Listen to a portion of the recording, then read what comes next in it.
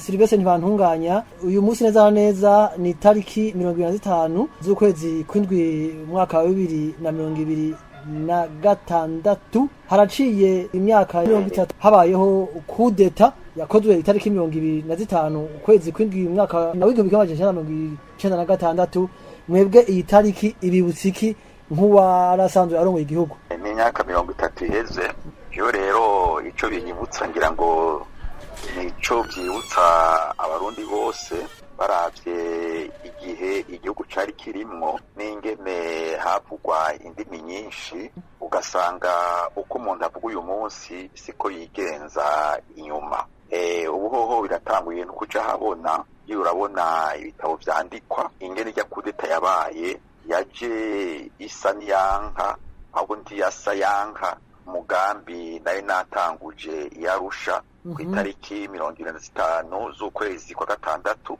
ubwo rero ukwezi imbere yuko yo kudeta ihaba kuko naye nabwiye abakuru b'ibihugu mu karere nti mu Burundi turakeneye amahoro ubu rero hari intambara abambere ibabaza arabarundi haba ufatiye kubagwana haba ufatiye no kugorane iyo ngwanda itera rero reka dutegure ibiganiro imugabo byotangurira yuko mu rugikingabo mu Burundi zikaza gufasha kugira ngo abarundi batekanirwe batewe n'ingabo za leta batabagwe batewe n'abagwanya leta batabagwe hanyuma inyuma tuje dutunganya ibiganiro hanyuma hazemwo abantu bose bagira ibya politike mbere niyo migwi igwanya leta irimwo ariko dushitse Bujumbura mushikiranganje wa mbere w'ico gihe Nduwayo yaravyanse ati ivyo bire twavyumvikanye kare twabivuganye kandi byari byangirwa noneho hanyuma kandi n'uwari yigeze kurongora igihugu cy'u Burundi Major Petero Buyoya turazi ko yaciye agenda kuri televiziyo aranavuga yuko turiko turashaka kuzana ingabo zo hanze kandi Burundi bufise ingabo zabwo inyuma rero haza ijya kudeta kandi yarongiye irerekana yuko mu bari mu gisirikare cy'u Burundi bose batavuga rumwe kuko ndazi yuko wari umushikiranganje wa mbere ukwivuna basi sinzoyiheba yari yaje arambwira yuko ngo no muha ubutegetsi kugira ngo bashire ibintu mu buryo yizeye yuko ari we acaje imbere ariko avuye aho twari twahuriye agasubira muri eta major yasanze bamaze kuzana Major Petero Buyoya ko ari we aza gusubira mu kibanza canje iyo kudeta rero icanyuma je novuga no kwifuza yuko mu buzima bwa politiki y'u Burundi iba kudeta yanyu kuko hariho ibibazo hari izindi nzira zo kuvyiga kandi bigatorerwa umuti igihambaye gusa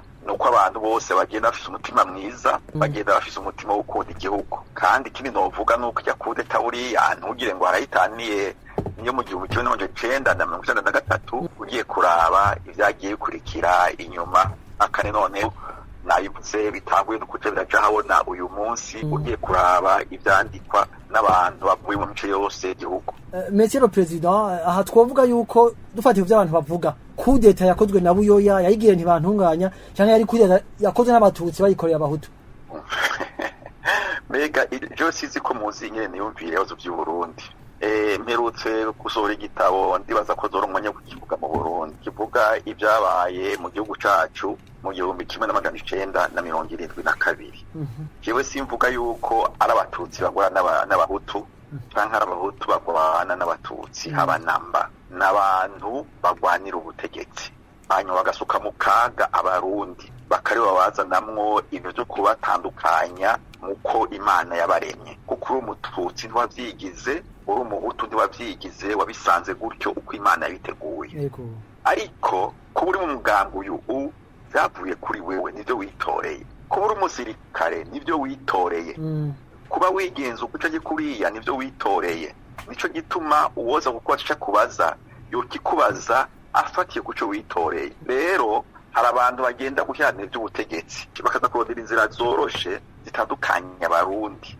kandi abarundi tuzi yuko ari ibintu byinshi Imana yadusangije nk'ubwoko bw'abarundi ivyo rero ijya kudeta yabaye hariya yagiriwe wari ku butegetsi yitwa Ntibantunganya yaba mu mugambwe witwa Sahwanya Frodebu wari ufise intumbero werekanye kuva kera yuko mu Burundi hoshingwa inzego zishingiye kuri demokrasi, hanyuma ya kudeta yagizwe n'abantu bari bakuriye umugambwe ikona ucyo umugambwe n'urudende na cane cane mu gisirikare cy'u Burundi, atakindi babona atari uko ari bo bonyene bashobora kugira ijambo rikomeye kandi rishika mu buzima bw'igihugu. Naho ikibazo kiri kandi umwaka wa rude twabitahuye rero tukabyumva gutyo, ayo magorane abantu baza bashira ku bwoko sibyo. Nakubwiye mbere yuko no muri cya kudeta ari abantu bari bashamiranye, umwe wese ashaka kugenda kugira ngo abe uwa mbere mu kuyikora, kandi bose ugiye ku byo by'ubwoko bari mu bwoko bumwe bw'abatutsi. Sinzoyiheba yari umututsi, ubwo yari umututsi mugabo ndazi yuko bagiye biruka umwe agira ati reka nshike ubwa mbere gusumvya uwundi. Kubera iki? Kuko umwe wese yarafise ico yifuza gushikako kuri ubu kuneza yiwe canke kuneza yakagwi agira ati ndaserukira. Perezida Ntibantunganya, iyi kudeta yahuriranye neza neza n'ubwicanyi bwari bwabaye ibugendana, aho bari begeranijwe abatayisheje izabo, bamwe baricwa abandi barakomereka. Mwebwe ubu bwicanyi mubuha insiguro iyihe? Insiguro ni ingene twebwe abarundi twagiye twirengagiza, navuze cane cane abo bagira ngo baharanire ubutegetsi, twirengagiza kuronderera inyishu zitomoye. Ibibazo kuri ubu byagiye bikomezwa n'inyifato y'abagiye batwara Uburundi imbere ko twikukira, no kuvuga bamwe bakunda kwita abakoroni, ugasanga turavyibagice. Harabaye amakuba mu gihugu mu 2022 tuzi nyene yabaye, abari ku butegetsi barayibagiza, baranga kuyaronderera inyishu, kuyaronderera umuti, novuga ko umuti ushika ukiza. Ibyagiye bishika rero hajya hose byavuye kuri iyo ngendo y'abantu batwaye igihugu. Burya bwicanyi bwabaye bugenda na kiyagiye, jewe ndazi yuko cyabaye ikibazo kigoye cane, nyine nocifata hamwe ndakubwira. Kuko ari ababona umutego wari urimwo, na cane cane igihe hari hageze kuza guherekeza bariya bari bishwe. Arabambwira bati ntugendeyo, ati kuko hari vyateguwe mbere na wewe no kukwica, bashobora kukwicirayo. Bakambwira bati ntugende. Hari n'abandi bampanuye bati ahubwo genda. Hanyuma mbaje umutima wanje nanje ngira nti uri umukuru w'igihugu akaba habaye ibintu nka biriya bigoye, dushobora kutabuhari byo kumvikana. Naragiye rero, ariko ingene vyagenze murabizi, mubibona mu masanamu ariko araza n'abantu mubona bari imbere y'abandi babaje imbere babahenda bagenda bateranya abantu. Ariko kandi ndawo hakana ko ari abantu batishwe, barishwe. Bishwe nande? Bishwe n'abagwana. Kubera iki? Ico n'ikindi kibazo nizera yuko umugwi ujeje kurondera kuri no kunwanisha abarundi uzoheza ukabitomora neza. Ariko mutegere neza, mugende mutegera, iyo mugiye kugwanira ubutegetsi mudafise intumbero iboneka neza, kenshi muragwa mu rudubi. Ivyashise rugiye gihe byarekanye byinshi. Je ndibuka nshitse aho abantu kwereka ko bashobora kuba igihugu bagaca batanga ko induru. Hariho murandaba amafoto nkaraba izigasanamu nkagira nti be nk'abajya abantu bakoma induru barya bari imbere yabo nk'abakiriho, uwo bazana ubu muri kino gihe tukicara tukaganira kuri ibyo bintu. Buriya bosigura igituma bari bafise intumbero nk'iriya, ayo bosigura ko jenda bwana n'abantu benshi, nayo basigura ko hari ibyo usanga biteye isoni, na cane cane ugira ngo uriko uratera iteka abantu bishwe. Si kurya uravye ipapuro abantu bari banditse, uravye ibyo bari bateguye n'ibiki.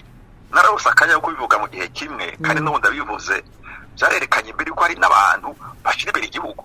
None je Ntibantunganya kiya gihe iyo ntabona abasirikare bari bancungereye umutekano harya ibugendana, iyo ntabona abatwara irya ndege irero umukuru w'igihugu rya helicopter, nari gusigara? Sinari gusigara. Kandi bari abahutu bari abatutsi. Ejo narose akanya kukuvuga izina rya General Nkubusi atwara irya ndege, iwe yafashe ingingo atereka tubavaniga. Urumva rero nukuza turiga dukuramwo icigwa kituma tugenda dutera imbere, tuva mu kaga twaguyemwo, tukabona Uburundi nk'Uburundi bwa bose. Nugende wiyumvira Uburundi bw'abatutsi nta buriho, nugende wiyumvira Uburundi bw'abahutu aburiho. Hari Uburundi bw'abarundi bose, abahutu, abatutsi, abatwa, mbere navuga n'abaganwa, bose bagahurira ko ari abarundi bari mu gihugu cy'u Burundi, batwagwa na leta y'u Burundi. Leta y'u Burundi zo kubakingira bose atakubacanamwo uyu cankuriye. Nuko je mbona ibintu muravye kuvuga ngo kirazira uyu munsi irashoboka dufate ku byagiye biraba haba ku makudeta canke ku njyane z'amaziri hagati y'abarundi baciye mu kurwana. Je ndibaza yuko mu Burundi ariko turateye intambwe, ariko kandi nibuza yuko abantu boguma bari maso, kuko ibibazo biracariho haba mu Burundi haba mu karere, kandi ugasanga ivyo bibazo abagenda bashaka gusa ari ukududurira ko canke babicisha mu kenge baye nka babandi bashaka kugira intumbero y'ubwoko haba mu Burundi haba mu karere. Ariko je ndavye rero ngibikorwa umugwi ujejwe kurondera ukuri no kugwanisha abarundi uriko wobandanya kandi ugaheza n'ingoga tukabona intumbero tugendera ko twese abarundi, iyo ntambwe tuba tuyiteka ari intambwe ikomeye cyane. Jewe nkaba nizeye kandi nkaba nsaba abarundi yuko atawokongera kugwa mu mitego y'abantu bagenda barondera ubutegetsi baciye mu kuvuga ngo nubwo kanaka burenganijwe nubwo kanaka burenganye. Uri ku butegetsi tegekera abarundi, nabivuze urondera ubutegetsi ku neza y'abarundi bose, atari ku neza y'ubwoko, ku neza y'ubwoko.